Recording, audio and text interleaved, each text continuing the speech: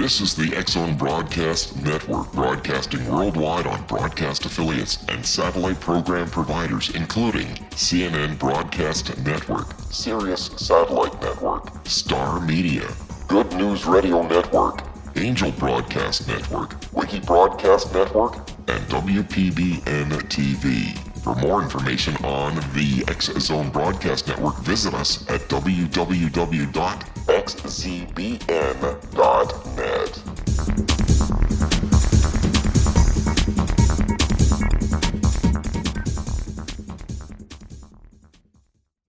And welcome to the X-Zone, everyone. It is Tuesday, March the 7th. My name is March the 2nd. Did I say 7th? My goodness, I'm way ahead of my timer. Let's try this again. It's Tuesday, March the 2nd. My name is Rob McConnell. We're coming to you from our studios in Hamilton, Ontario, Canada.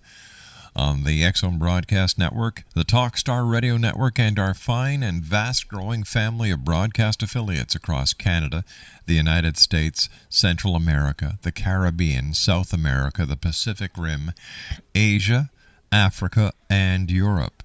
If you'd like to send us an email, my email address is xzone@xzoneradiotv.com, on MSN Messenger, xzoneradiotv@hotmail.com. Our worldwide toll-free number is 1-800-610-7035, and our website, www.xzoneradiotv.com. My first guest tonight is Cathy Towle. And Cathy is an intuitive consultant, shamanic healer, speaker, and author. She has provided clients worldwide with a holistic and spiritual approach to healing for the last 15 years.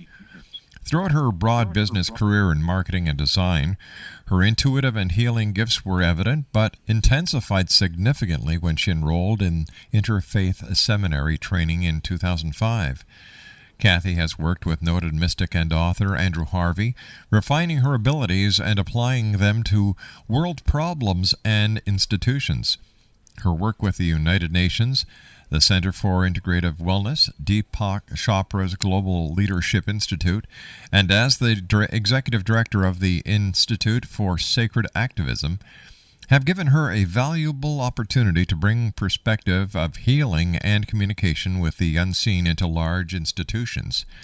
Presently, Cathy is in private practice in Brooklyn, New York, as a medium, healer, and teacher. And welcome to the X-Zone, Cathy Towle. Hi, I'm so happy to be here.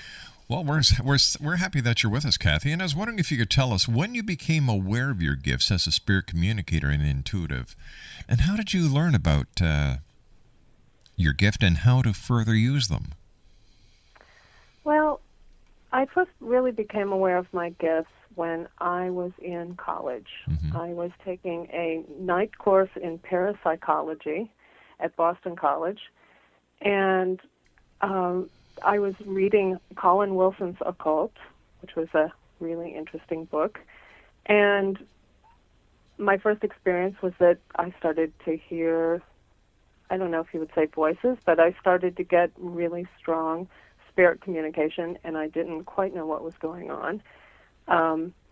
And so it unfolded for me in two ways. First, I started to get communication, really strong communications. I started hearing noises. I remember one night I was up reading that book particularly, and I think reading that book was a signal to spirit. Okay, mm-hmm. This one is ready. Let's teach her what she needs to know. And I started to hear noises and all kinds of stuff in my house, and my house was completely quiet at that point. And then, that kind of scared me. I wasn't used to that level of activity, of spirit activity around me. And I pushed it away, I wasn't quite ready for it. But I did have an interest in the occult. I loved, which is why I was taking the course, I loved every aspect of it. I'd been reading tarot cards from a very young age. Mm-hmm. And I was working as a waitress, going to college, and I didn't have a lot of time to do my test. And I walked up, I don't know what possessed me, but I walked up to my professor and one night and I said, look, I don't have time to take the test. Can I come and read your palm instead? And he thought that was really funny. So I made an appointment to go see him, and I'd never done anything like that before in my life. And I sat down and I started to read his poem. And I kept getting, and I thought I was just making things up. I just let myself go completely blank, and I just started talking. I was having fun. And I started to get everything right. And it was astounding. I was saying things I didn't even know about him, very personal things. And then at one point I said to him that when he was 45, he was going to have an experience that was going to change his life entirely. All right, Cathy, we're going to have a bit of a cliffhanger here. We have to take our 2-minute commercial break. Oh, Cathy okay. Towle and I will be back on the other side of this commercial break as the X Zone continues from our studios in Hamilton, Ontario, Canada, on the Talkstar Radio Network and the all-new X Zone Broadcast Network. We'll be back in 2 minutes. Don't go away.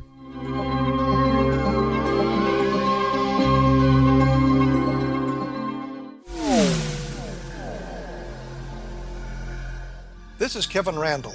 For nearly 30 years, I have been investigating the case of the Roswell UFO. I have interviewed hundreds of people and stood on the crash site.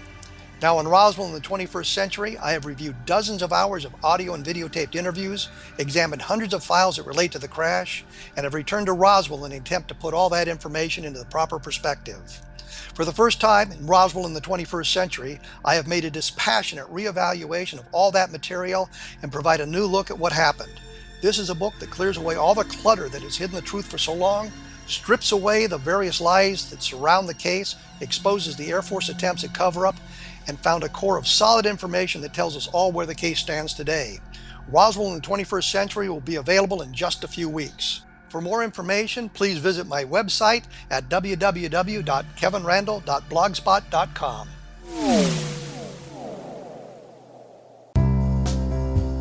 Gibbs A. Williams, Ph.D., is a practicing psychoanalyst, supervisor, researcher, and author in New York City. Much of his life has been dedicated to understanding nature and the uses of meaningful coincidences or synchronicities. His radical and original non-Jungian, non-mystical, non-magical theory of synchronicities illuminates much of the fog surrounding this challenging and perplexing topic. His ideas and manners are fresh, presented in a style that is both entertaining and highly informative. He is also an expert on crisis intervention, specially focused on violence reduction for the police and citizens, mastering anxiety, frustration, and stress without the use of medication, and effectively preventing and treating heroin addiction. Dr. Williams can be contacted at his email address at gwwilliamsny11@aol.com or visit his website at www.drgibbswilliams.com.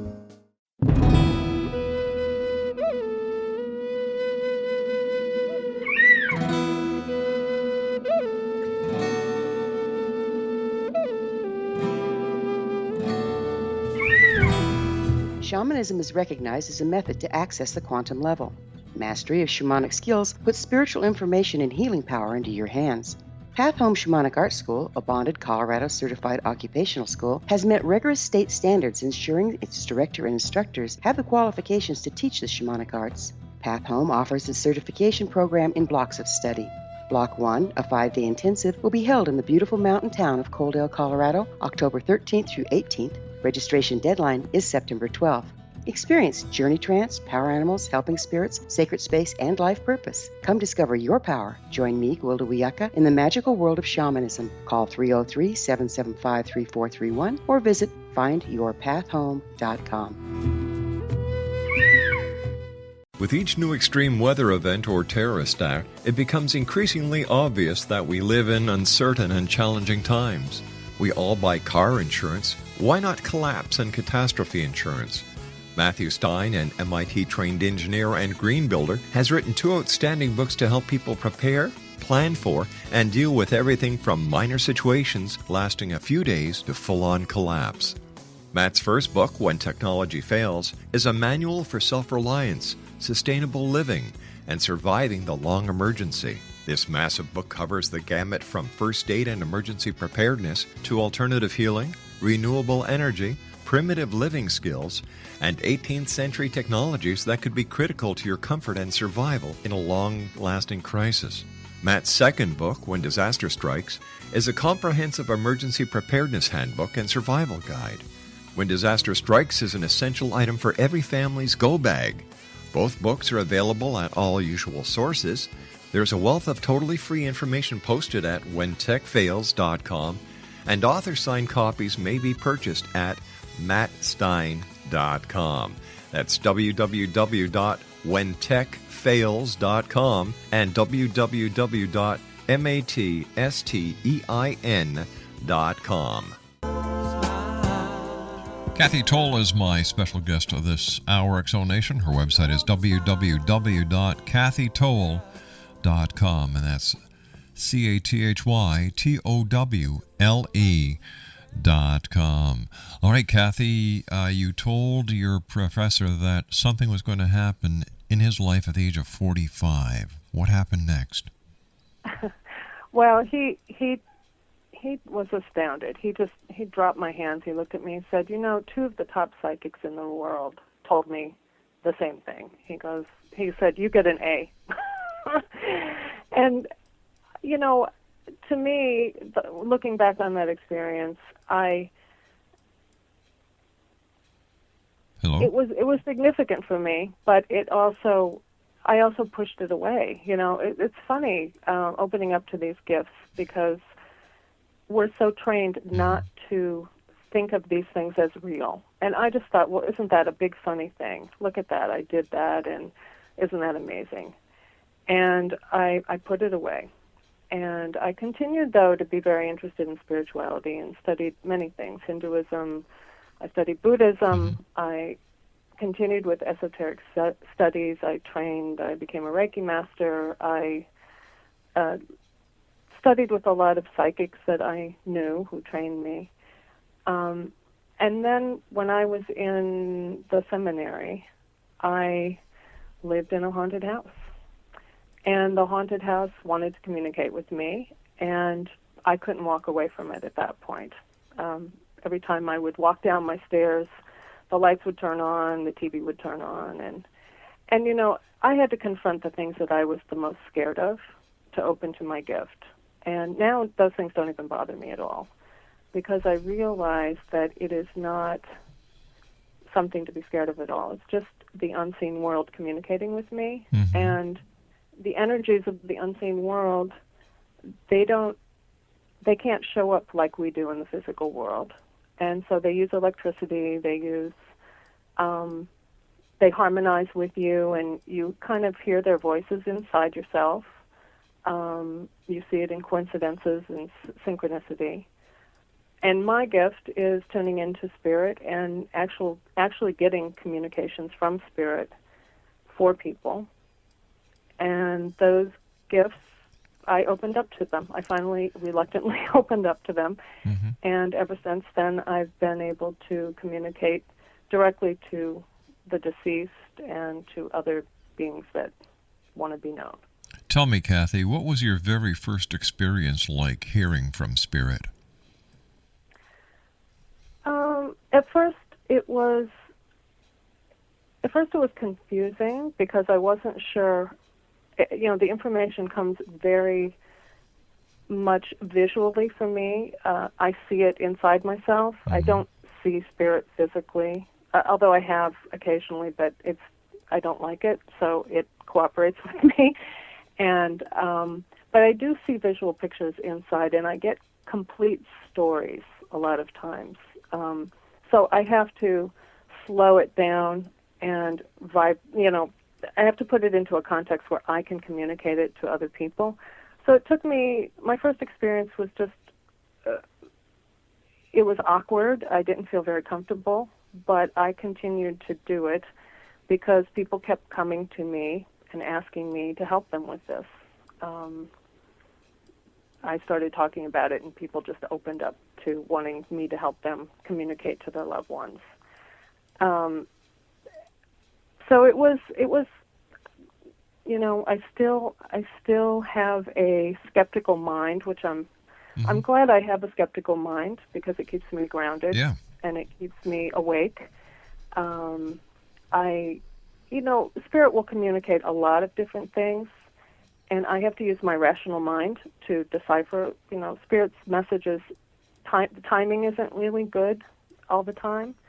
So I take the information in, and I use it, and I hope that it helps other people. They say it does.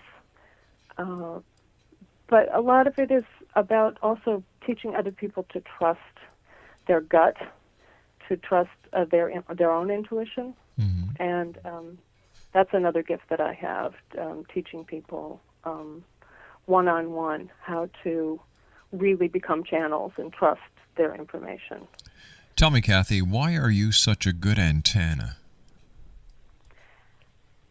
You know, that's a really good question. I think that I'm a good antenna. I think that I was born with the switch turned on.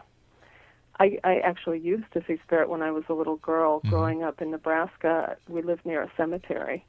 And I remember having I had to sleep with the lights on until I was 16, I think.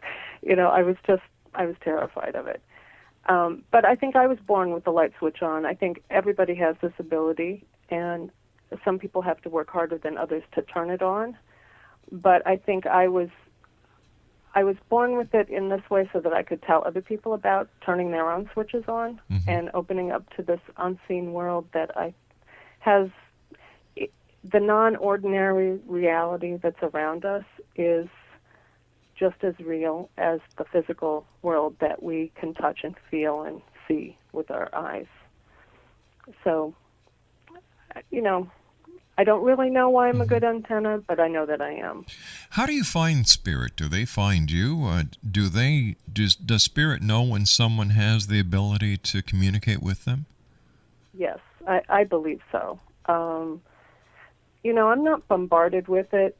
Spirit cooperates with me. I'm lucky. I know some of my friends who are mediums see spirit all the time. It annoys them. I'm lucky that doesn't happen to me.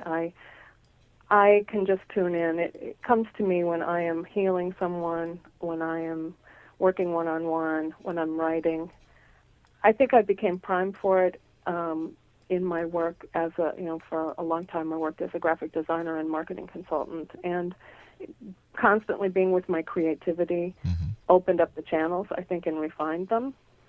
But, you know, I definitely notice when I drive by a cemetery. I definitely notice when sometimes people walk in the door and their spirits make themselves known to me immediately. That does happen occasionally, but I'm not bombarded with it, and they will recede unless there's something really important that needs to be said. But, you know, not all people really want to hear that either. I think people have to ask, you know, sometimes. So do you channel the same spirits all of the time? I don't. I do have some spirit helpers that are always with me. So I do channel from them all the time, but I'm also connecting with the spirits that people bring with them. People bring their ancestors, they bring their own spirit guides, you could call them, or angels, however people relate to spirit in that way, but they bring their own energies, and I read those energies for them, as well as my own guides giving me more specific information. So it's a combination always of my guides and other people's guides or ancestors. Tell me, what do you actually feel when the messages come through, and how do you know that they're from spirit and not part of your own psyche? That's another great question, and it comes up a lot in my work. Well, first of all, I hear them inside my head. I am clairaudient also. I do hear things as voices outside myself occasionally, but mostly I hear a voice inside, and it's very specific, and sometimes it's very uncomfortable. I have to say things to people that I'm uncomfortable. One time I was asked to sing a song to somebody. Another time I was channeling a deceased child for a parent, and the parent was obviously still in a lot of pain. And, you know, and channeling a message like that was very difficult. But the spirit of the child was very insistent. And what happens is that when a message wants to come through, and it wants to come through very specifically, it will not give me any more information until I say what it wants me to say sometimes. So that is challenging for me, because it's not, I'm very protective of the people that I talk to also. I don't want to hurt them or say anything that they're not able to deal with. So it's a challenging, I feel like sometimes I'm in between the living and the spirits a lot of time. So you're like an ambassador from the other side to this side. Yeah, that's a good description. And I constantly have to work on myself and my ego. My ego wants me to look good.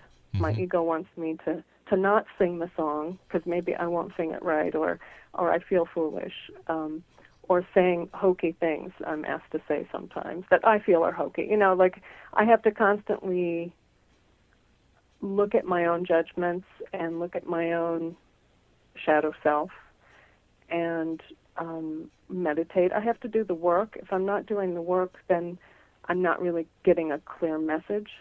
So I have to constantly be working on those things for myself as well. I have a spiritual supervisor. You know, like I don't undertake this. I'm very serious about this work and about getting it right for people. And luckily I don't have to work too hard at the getting it right part, but I do work very hard on being a clean and clear channel for people. All right, Cathy, please stand by. You and I have to take our break at the bottom of the hour with the news. Cathy Towle is our special guest. www.cathytowle.com. That's CATHYTOWLE.com. My name is Rob McConnell, and this is the X-Zone. And Cathy and I will be back on the other side of this news break as we continue live and around the world from our studios in Hamilton, Ontario, Canada, on the Talkstar Radio Network and X-Zone Broadcast Network. Don't go away. It was a terrifying experience. I thought we was going to go to jail for murder. That day, we were a little behind, so we worked until it was starting to get dark. We loaded up the equipment and hadn't driven very far when we caught glimmers of this glow coming through the trees.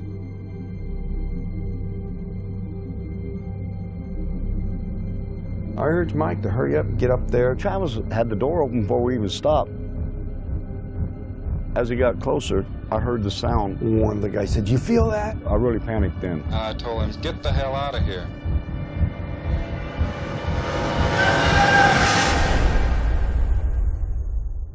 It didn't come directly to me, it came to a deputy sheriff. Three of us volunteered right away to tell him what had happened. Sheriff Gillespie definitely didn't believe it. He says that we better be certain because we can get in a lot of trouble. When we went to search the next day, they split us up, and the whole time the deputies asked me, if you just tell us where the body is, we can all go home and get this over with. We're talking about 100 people combing through the wooded area. Nothing turns up.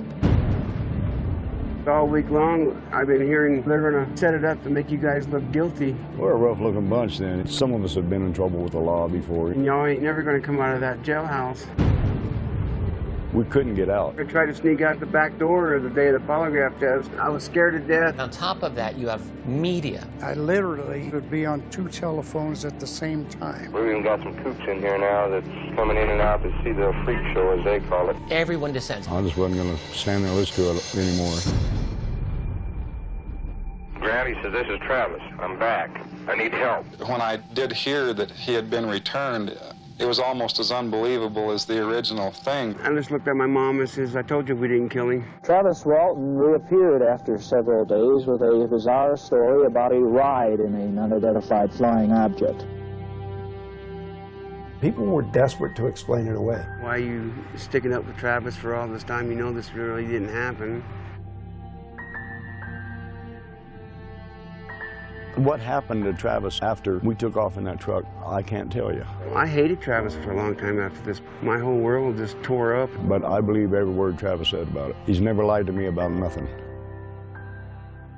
It's a net negative. We lost our jobs in the immediate aftermath. And now you're not able to talk about it with anyone because you know that they're going to laugh at you, they're going to look at you like you're crazy. But if you don't come out and tell your story, somebody else is going to tell it for you. There's a degree of responsibility. Certainly I have to accept the bad. If I can direct what's happened in a way that I can make something good happen in the world, I'm looking for it. Order your copy of Travis, The True Story of Travis Walton, today at www.traviswaltonthemovie.com. Did you know that when you're on the road with limited data or Wi-Fi, you can still listen to the X-Zone Radio Show with Rob McConnell, The Science of Magic with Gwilda Wiyaka, High Tech with Corey Kay, and every minute of the 24/7, 365 programming of the X-Zone Broadcast Network by calling 712-432-9459, courtesy of TalkStream Live.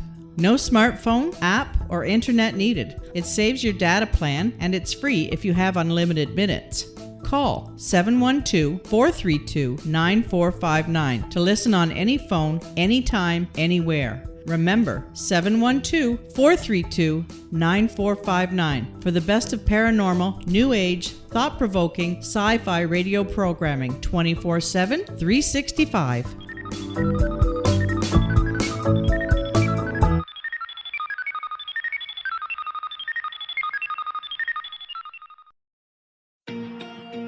Wouldn't you love to know the secret to everything?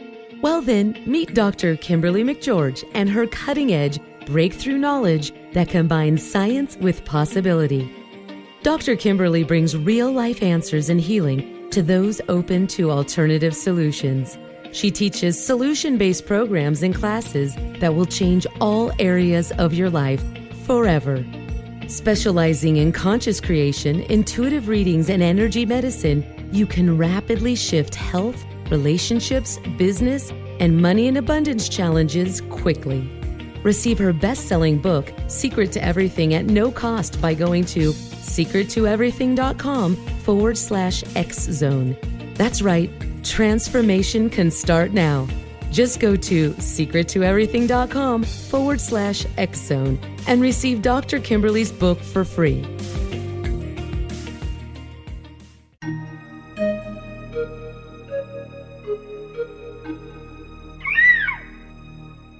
While science pursues fact, magic accesses the quantum level, bridging random facts to form truth.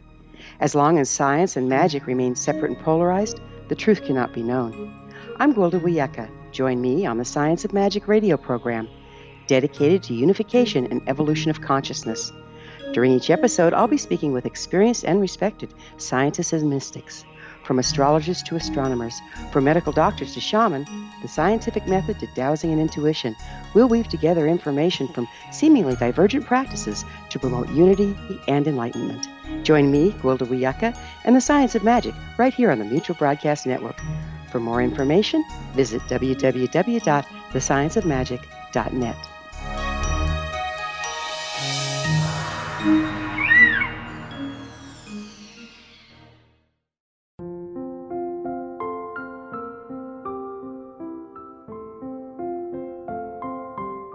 I am Dr. Carl O'Helvey, founder, president of a new cancer foundation focusing on evidence-based physical, mental, and spiritual interventions, including natural cancer cures, prayer, meditation, affirmations, nutrition, and other related holistic cancer prevention and cure modalities.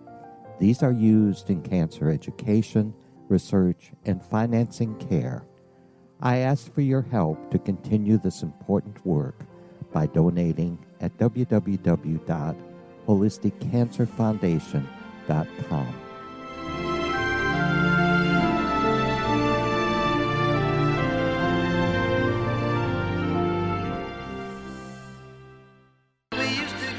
Cathy Towle is my special guest this first hour of tonight's show. Her website is www.cathytowle.com. And Cathy is an intuitive consultant, shamanic healer, speaker, and author. I asked you off air during the break a question that I think a lot of our listeners may want to hear the answer to, Cathy, and that is, do these spirits wake you up in the middle of the night, and how do you ever get any peace, quietness, and sleep? It's tough sometimes. They wake me up every morning at 3 o'clock in the morning. There's some nights I get a full night, I don't wake up, but I can count on a hand how many those are.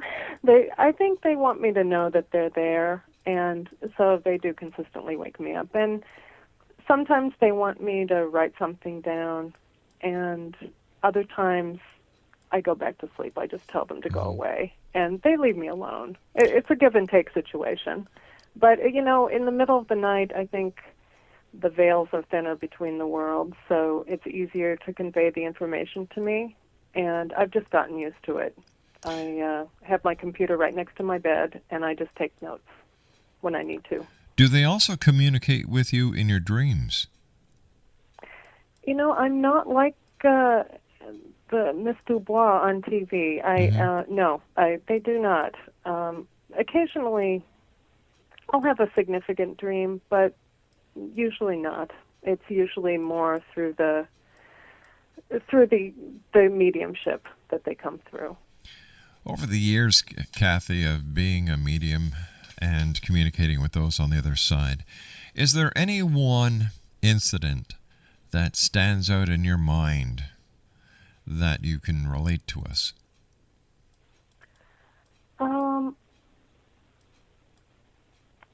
Let me think. There's so many interesting stories. I'll just go back to channeling for people who have lost loved ones. A lot of times when I'm on the radio doing readings too, people will call in with very poignant stories that, immediately I get the story, and it's a lot to convey in the 2 minutes I'm given to really talk to the person. But I remember one night someone called to find out how their loved one, their daughter, was doing on the other side, and I realized in a heartbeat that this person had been killed in a car crash and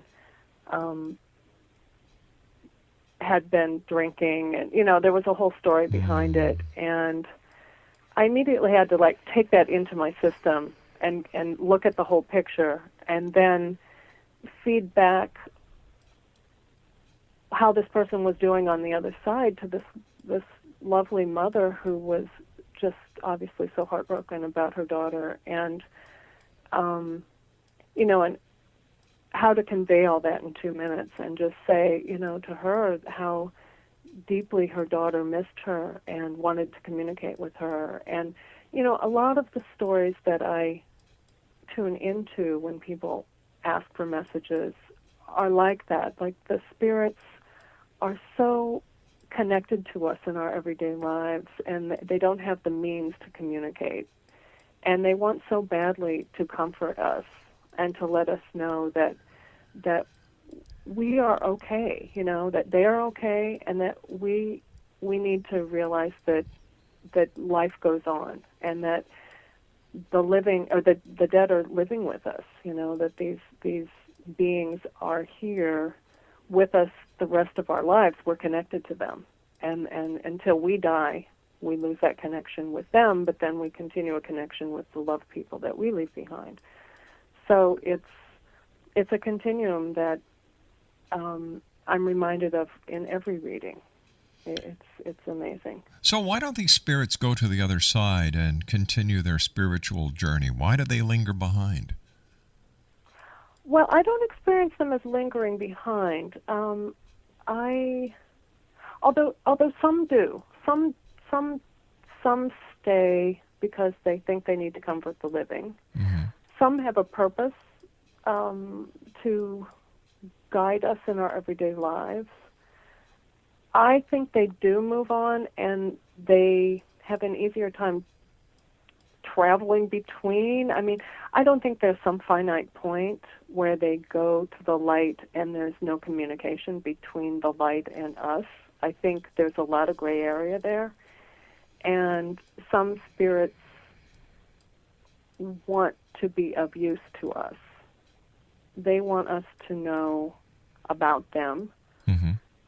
And they want to be part of our lives. They, that's their job. Some of them are given the job to be with us and to guide us. And I think everybody has moments where they touch into that. They know that they're being guided, or they just feel like someone's watching out for them. And some people call it guardian angels. We have lots of different names for that we try to tune into. But, some people, some spirits, it's their job. It's just their job. That's how I connect to it anyway.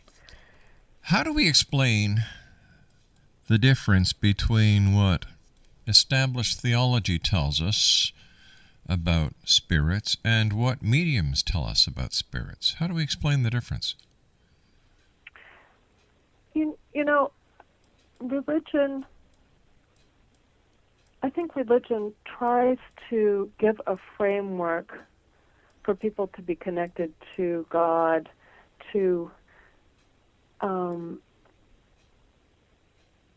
it tries to connect people in a way that they have a framework that they can live their everyday lives and feel comfortable doing that and have some kind of connection to the divine. I think the theologians might be too scared to go further than that,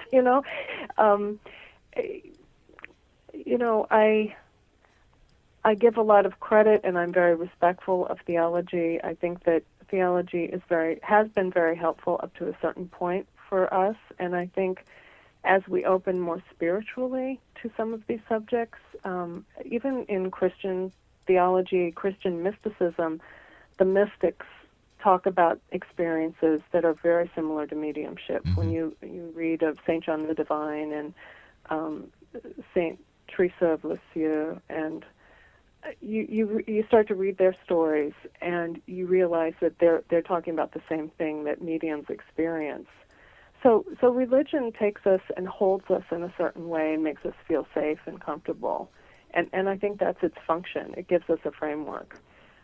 I think when we go further into the mysteries, that's when we start to encounter these other things, and I think it's a matter of what people are ready for. Is this why you think people are afraid of, quote-unquote, the paranormal, is because they don't understand and that there are so many misconceptions that they hold on to the dogma that there may be something evil and dangerous about it? I totally agree with that, and I think also it has to do with our shadow self. And I think that our concept, our wounds, our darkest parts of ourselves get reflected when we start to feel scared about the paranormal. I know personally I had to work on those scary pieces in myself to cope with what was happening around me when my house went crazy and felt like I was living in a haunted house. I realized that the boundaries in the physical world are the same boundaries that you have in the spirit world. You just have to employ them in the spirit world. And when I started to kind of understand that there was really no difference between the two, it's just a matter of perception, my whole worldview began to shift very radically. I started to understand that the paranormal and the normal exist together. They coexist. And I think a lot of New Age philosophy was about embracing the light and everything being good all the time. And it really left out the shadow side. And to me, you talk about dark energies or dark entities, which a lot of people come to me for that in my work, to release them from spirit attachment or things like that. And it really is about that person's darkness inside themselves, too. And we all have it. We all have light and dark. We have egos. We have unrefined parts of ourselves. And negativity attaches to the things that we're negative about. And it can come in all kinds of forms. And but when we start to embrace our negativity and not push it away, but pull it inside ourselves and learn from it, that's when the paranormal starts to not be so scary. Because we start to understand the correlation between the two. That the darkness inside myself, I'm just projecting onto something else. But, that takes a lot of time. You have to go through some therapy and a definite psychological perspective to embrace that. Tell me, have you ever seen or had an encounter with a total negative entity? And if so, how did you handle it? Yes, and I've had many encounters with them, myself personally, and helping other people to detach from those entities. And, the hardest work in that work is helping people to understand what brought them to that point, because their own psyche plays a part in it. So getting people to really understand what's going on is the first part of the work. And then the shamanic techniques that I have learned over the years are what I use to help that person release the attachment. It's not like I support them, but the person actually does a lot of the work in the releasement of the attachment. And energy is neutral. It's the intent of the energy that changes energy into, our conception of good and bad. So really what we're dealing with is just energy. And when we channel that energy in a more positive direction, and we learn to close the boundaries inside ourselves that, and I'll give an example. If a person is deeply wounded in childhood by some childhood experience, they can develop spirit attachment around those experiences sometimes, because our psyches get kind of blown, our auras also get blown open by traumatic experience, and it leaves an opening. And so things can attach to us. And when we learn how to understand ourselves and understand those dark places and start to get the things that we need, the therapy, the physical healing that we need to fill those gaps up, then there's a real opportunity for those spirits to leave us. Because sometimes they're there also, funnily enough, they're there to help us. It keeps us in a place that maybe sometimes we need to be. We're not ready for change. We learn from being stuck. So sometimes those energies are working with us, whether we know it or not.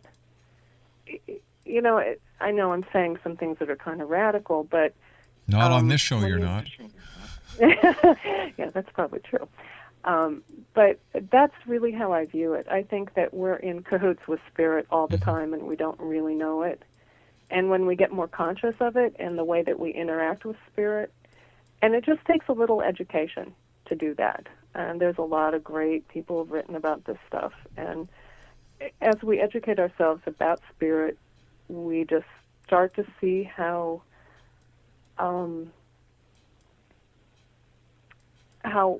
unharmful it really is to us. I mean, there are some really negative energies out there, and when I've encountered those, sometimes I've needed help from other people to help me get rid of those energies. But I've never seen a situation where those negative energies don't leave if you don't tell them to. And sometimes you have to work at it, but I've never really encountered a situation where they didn't leave. So tell me, when a person dies, what happens? That's a really good question. I think people have been talking about that one for a long time. But it seems that there's never been any proven answer, and I guess this is why we keep on asking. Yeah, I don't really know. All I know is that when the physical body dies, that the spirit has a chance to move into the other realms, and I think that... Have you ever asked a spirit what happened to them after they died? I never really have. That's a very good question. I think I will go in and ask that question, because I just never have really needed to know that for myself. But, I've seen so many different varieties of spirit and worked with different varieties of spirit that, a lot of times they show themselves as their former selves. And I think that's for the evidence. Cathy, stand by. You and I have to take our final break for this hour. Cathy Towle is our special guest. www.cathytowle.com. Don't go away, Exonation. We'll be back after this break. Wouldn't you love to know the secret to everything? Well then, meet Dr. Kimberly McGeorge and her cutting-edge breakthrough knowledge that combines science with possibility. Dr. Kimberly brings real-life answers and healing to those open to alternative solutions. She teaches solution-based programs and classes that will change all areas of your life forever. Specializing in conscious creation, intuitive readings, and energy medicine, you can rapidly shift health, relationships, business, and money in abundance challenges quickly. Receive her best-selling book, Secret to Everything, at no cost by going to secrettoeverything.com/X-Zone. That's right, transformation can start now. Just go to secrettoeverything.com/X-Zone and receive Dr. Kimberly's book for free.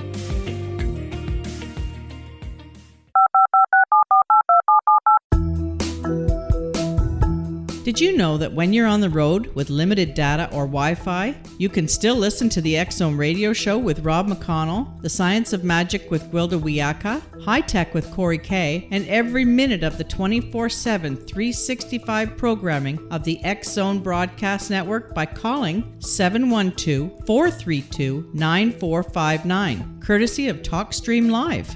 No smartphone, app, or internet needed. It saves your data plan, and it's free if you have unlimited minutes.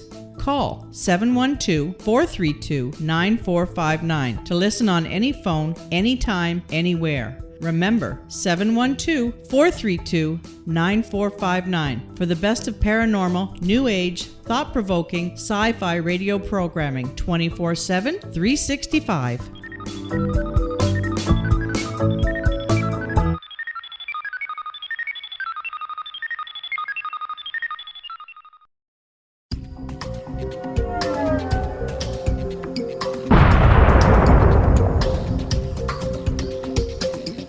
Coming soon to the X-Zone Broadcast Network is A Different Perspective with me, Kevin Randall, as your host.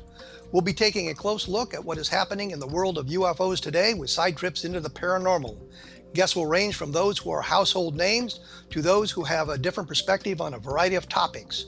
No topic will be taboo, but there will be tough questions asked as we all search for the truth about UFOs, the paranormal, and those things that excite us. Sometimes we'll agree with a guest and sometimes we won't, but we'll try to keep the program topical. For those of you who like to read, be sure to visit www.kevinrandall.blogspot.com and remember to listen to the other fine programs on the X-Zone Broadcast Network at www.xzbn.net.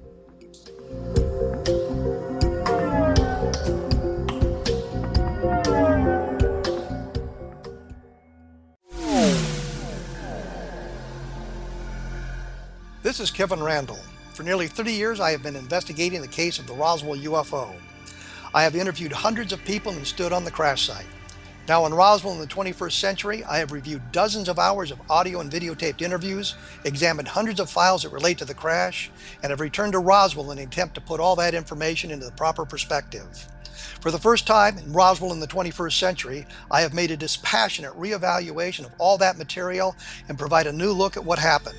This is a book that clears away all the clutter that has hidden the truth for so long, strips away the various lies that surround the case, exposes the Air Force attempts at cover-up, and found a core of solid information that tells us all where the case stands today.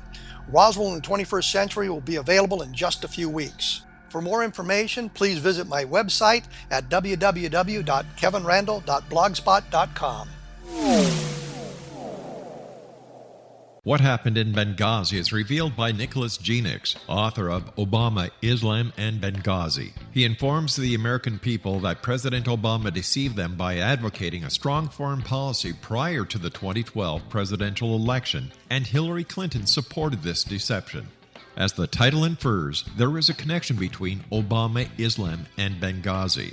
Ample evidence informs Americans that Obama's early indoctrination in the Quran developed an affinity for Islam, why the Quran is the source of discontent in many countries, and why the Obama foreign policy deception led to poor military action and caused the loss of American lives in Benghazi. GeneX provides 36 questions for the Select Committee on Benghazi to validate if Americans are justified to mistrust President Obama and Hillary Clinton. An overview of Obama, Islam, and Benghazi is presented on the website www.futureofgodamen.com. That's www.futureofgodamen.com. Afterlife expert Roberta Grimes was the first one to say that dying can be fun. Now her best-selling book, The Fun of Dying, is available in stores worldwide. So if you wonder whether death ends life, how it feels to die, or what heaven might be like, The Fun of Dying was written for you. And if you have always been afraid of death, or if you worry that your life has no meaning, let The Fun of Dying ease your fears and bring new meaning to your life. Nothing said in The Fun of Dying is based on the teachings of any religion. Instead, Roberta draws on evidence to explain how death happens, how it feels, and what comes next. A lot of the best death-related evidence was produced in the first half of the 20th century. When it is put together with recent discoveries, it tells a consistent and amazing story. Roberta Grimes blogs and answers questions at robertagrimes.com. Her wonderful book, The Fun of Dying, is available on Amazon and at stores worldwide wherever books are sold. Cathy Towle is my guest this hour.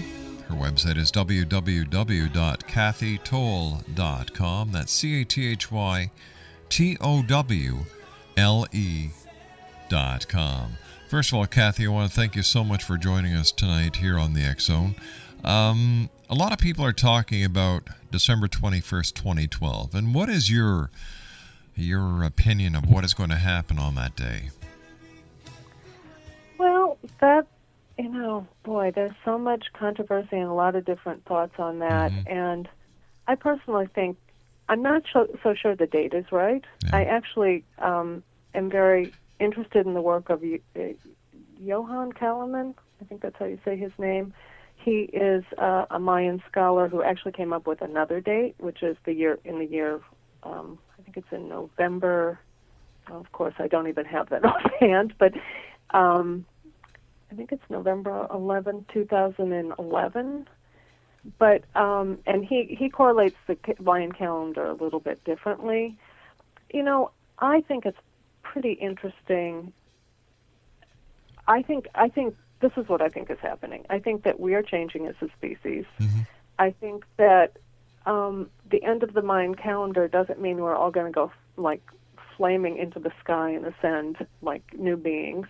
I think we're entering a process where we are being filled with a lot of light energy that is coming from the fact that we're in the photon belt right now. We're in a different place in the universe where there's a lot of electromagnetic energy. We're getting blasted by the sun because our atmosphere is very thin, and we're getting a lot of electromagnetic energy from that. It's affecting our subtle bodies. I think I just saw that the Earth's axis was really rocked by the Chilean earthquake. I think there's a lot of Earth changes. We happen to be living at a time when the Earth is due for a ton of change, and that's all interestingly coincidental. So I do think we're in for a really different time on Earth. I think we are ambassadors to a changing time, a new age, as people want to call it, and we all came here to usher that in. And I think a lot more people have been interested in spiritual and psychic and paranormal phenomena because we're becoming attuned to our place in the universe, and that we're not the only people here. I don't think everything exists as people. I think that there are interstellar beings that are maybe of different energies. We have a place in this universe that's very specific. Mm-hmm. We are able to channel and hold emotion, which is kind of our place. Hey, Cathy, we've just run out of time for tonight, but I want to thank you very much. We'll have you back on in the future. Exonation Cathy Towle has been my guest this hour. Her website is www.cathytowle.com. I'll be back on the other side of the news at 6.5 minutes past as the X Zone continues, right here live and around the world from our studios in Hamilton, Ontario, Canada, on the Talkstar Radio Network and on the X Zone Broadcast Network. Don't go away. We'll be back right after this news break.